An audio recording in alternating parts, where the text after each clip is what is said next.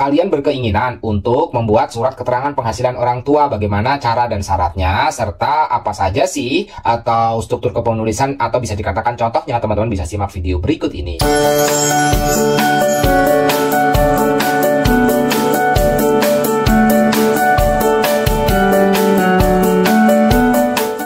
Halo Sobat Zona Lampung, pada video kali ini kita akan membagikan nih terkait dengan bagaimana sih untuk kalian semuanya yang berkeinginan untuk membuat surat penghasilan orang tua ya, atau bisa dikatakan juga slip gaji orang tua. Jadi ini membuat surat keterangan penghasilan atau slip gaji ini bisa dilakukan kalau teman-teman misalnya bekerjanya di institusi pemerintahan atau swasta, tinggal minta aja.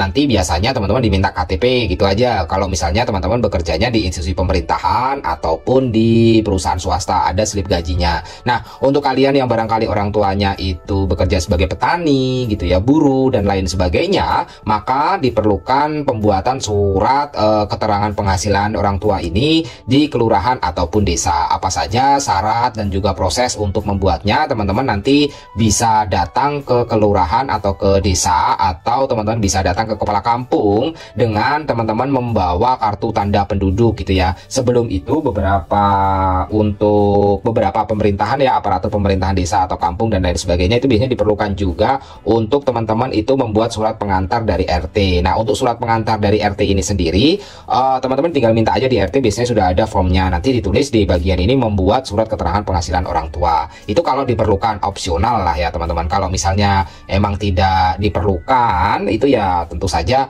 teman-teman bisa langsung datang ke kepala desa, ataupun teman-teman bisa langsung datang ke kepala kampung atau ke lurahnya langsung. Nah, untuk contohnya sendiri seperti ini teman-teman, itu adalah contoh surat keterangan penghasilan. Jadi di sini nanti ada kop surat, terus di sini ada surat keterangan penghasilan orang tua nomor, terus di sini ada yang bertanda di bawah ini nama ayah kalian, nama ibu kalian gitu ya, dan ada pekerjaan dan lain sebagainya. Kalau misalnya ayah punya penghasilan sendiri, ibu punya penghasilan sendiri, itu ditulis misalnya pekerjaan, penghasilan rata-rata per bulan gitu. Nah, ini adalah nama kalian. Terus di sini kalau misalnya di sini nggak ada penghasilan rata-rata per bulan, teman-teman bisa tuliskan di bawah ini penghasilan rata-rata per bulan itu adalah Rp1.500.000 gitu ya. Nah, setiap bulannya. Jadi ini adalah surat penghasilannya.